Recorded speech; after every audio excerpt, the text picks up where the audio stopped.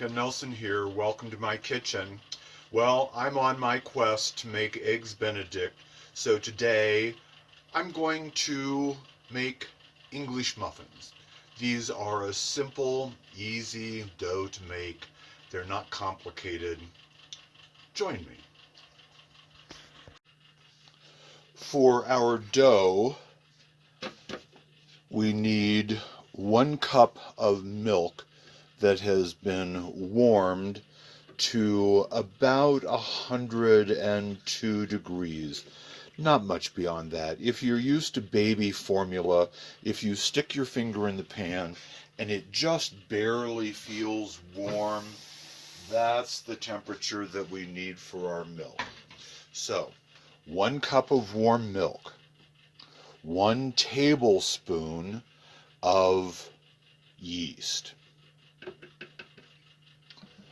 1 tablespoon of sugar,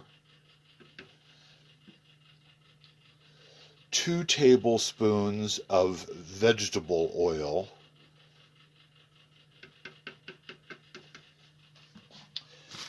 and about ½ a cup of flour just to get a slurry started so that this will all blend together and proof.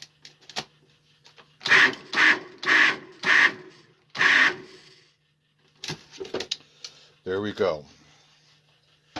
In all of my years of baking and cooking, I've never had yeast that hasn't proofed. So I'm going on the assumption that this is going to be good to go too. Now I'm going to add easily another cup, maybe a cup and a half of flour, and I'm going to mix this in.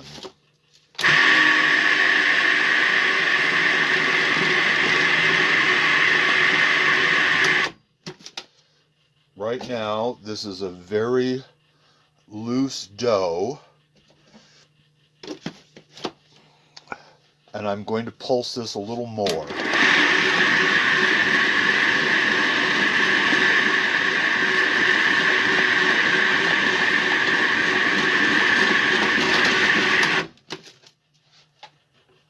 Okay, that's balling up nicely. Now I'm going to add ½ a teaspoon of salt to this and continue pulsing and blending this so that it works the dough.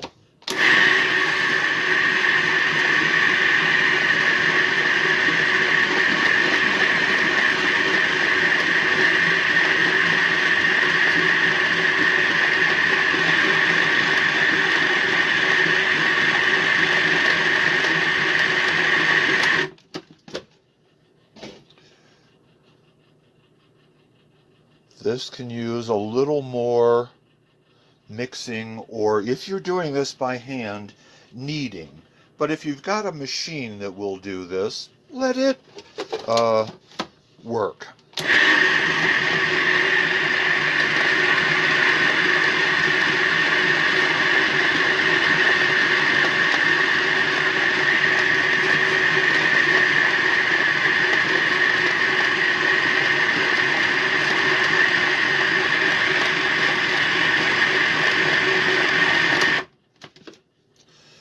Bakers will tell you that you need to develop the gluten in the dough so that it stretches and forms a nice, soft, yielding dough. We're not quite there yet, so I'm going to let it work just a few more times.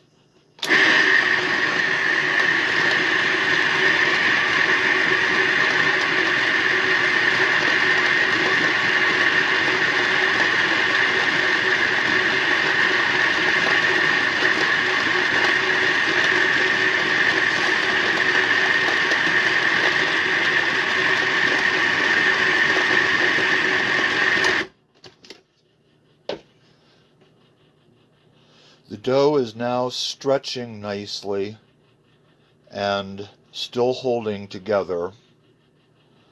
And I think we're just about ready to take this out of the food processor and let this raise. So with that, I have a bowl that I've put a little mineral oil in to coat the surface. I'm going to dip my hand in the flour, take out my blade,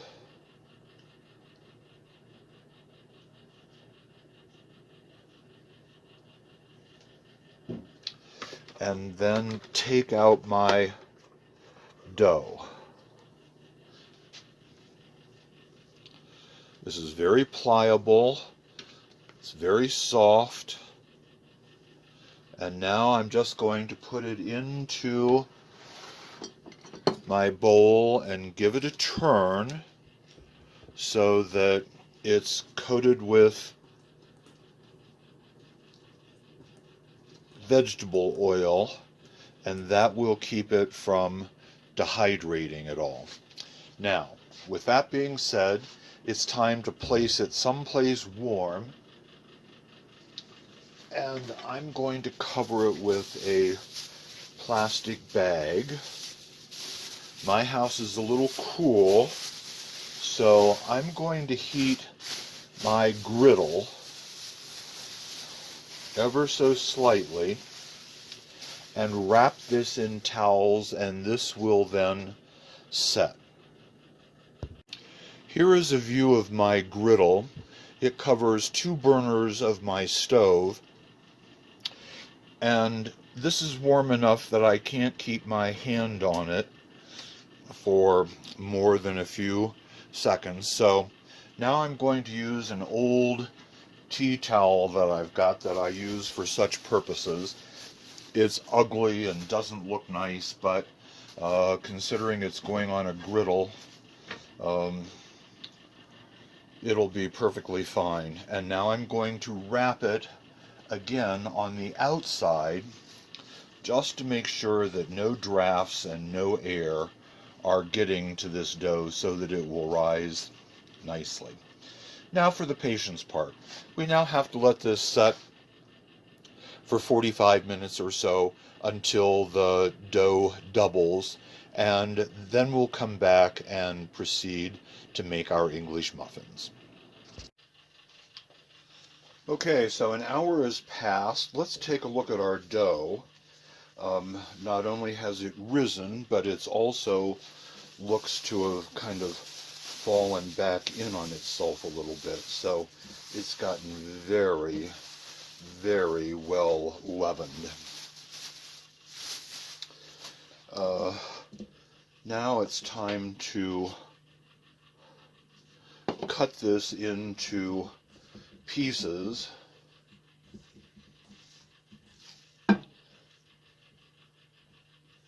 and to sort them out so they can become English muffins.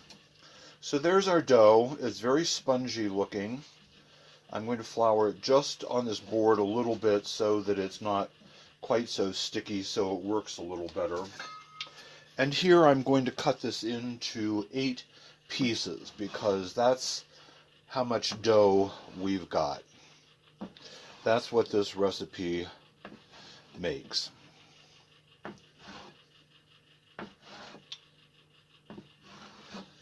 Eight pieces of dough, 8 English muffins.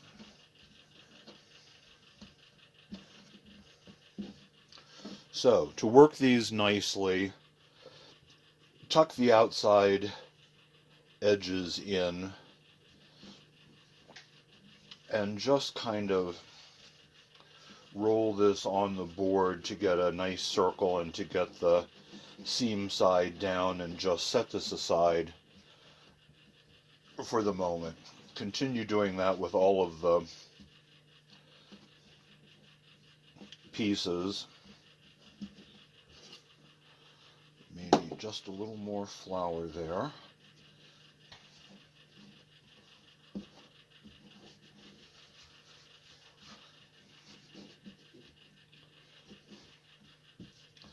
Now, I have muffin rings to put these in, but for those of you who don't, I'm going to put 4 in rings and 4 without, just to show you that it's entirely possible to do these without having a ring. The ones in the rings will be uniformly round. The ones outside of the rings will not be quite as uniform, but they'll be perfectly fine. They'll all taste just as good.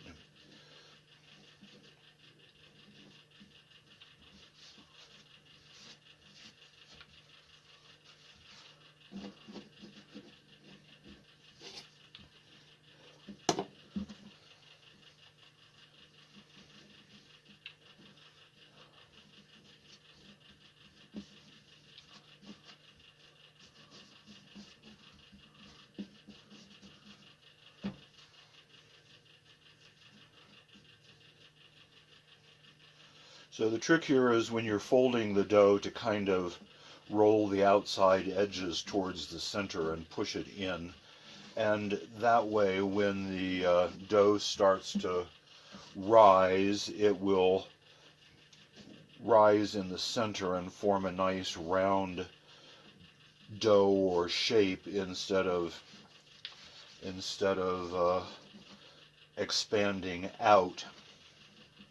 It'll expand up, so there'll be a nice round shape.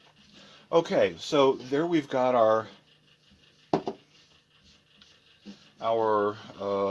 muffin shaped. Now it's time to go to the griddle, because these not only raise on the griddle, but they're also cooked on the griddle. These do not go into an oven. So I've just sprinkled some cornmeal, some polenta meal onto the griddle, and I've put my balls of dough on here. Now I'm going to cover them with my tea towels and let them rise one more time before we start the cooking process. Okay, let's see what we've got. About 15 minutes has gone by, and our dough has risen easily to twice its size. I'm going to start cooking these by turning the griddle on to its lowest setting,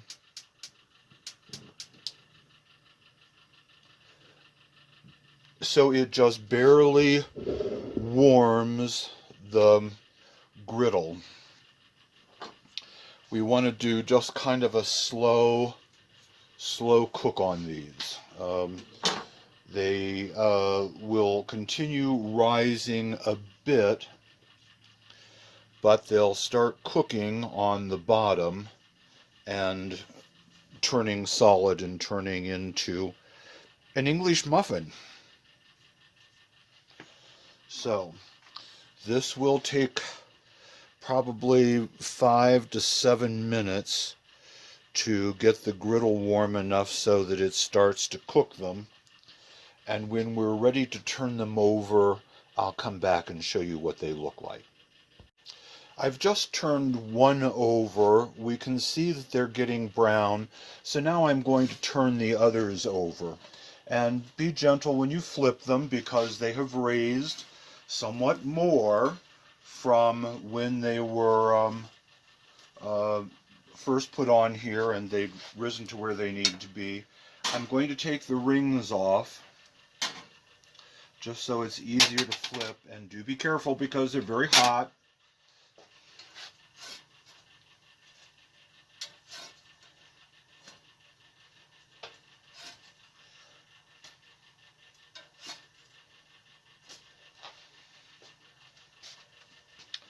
And turn the griddle down to low so they just don't overly brown. And now we'll wait for another 4 or 5 minutes for the second side to cook, And we'll have lovely English muffins when they're done. Midway through cooking, I'm going to give these a half or a quarter turn just because there are two burners underneath the griddle, and where the burners are in the centers. So those areas are going to brown more quickly than the ones on the outside. And for these to cook through evenly, it's nice to turn them a little bit and get the dough arranged. Now I'm going to turn my griddle off um, because it's a thick, heavy griddle. It will retain heat for quite a while and continue cooking these. All told in the process, I'm guessing these have maybe been on the griddle with low heat for a total of about 10 minutes. Not really all that long. They're not all that terribly thick or big. And let's just see where we're going. Oh, the bottoms are browning nicely. These are moderately well cooked. They're firm to the touch. If they were undercooked, they'd be very spongy, and these are not. So I'm thinking that these are probably done, and we can start taking them off and putting them on our cake rack so they cool. And that's it. We have English muffins.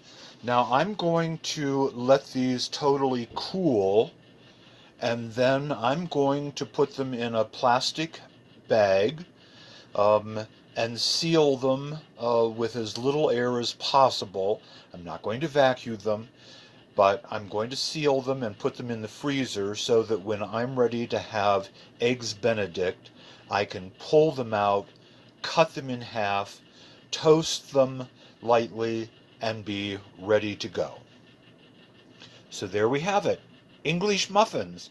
If you want to have them now, let them cool, cut or use a fork and cut them in half um, and toast them, but let them cool first before you do anything. Then you can toast them, or you can put a pat of butter on them and stick them back on a griddle or in a frying pan and brown them that way, whatever your choice is. With Eggs Benedict, because the hollandaise has so much butter, I'm generally not inclined to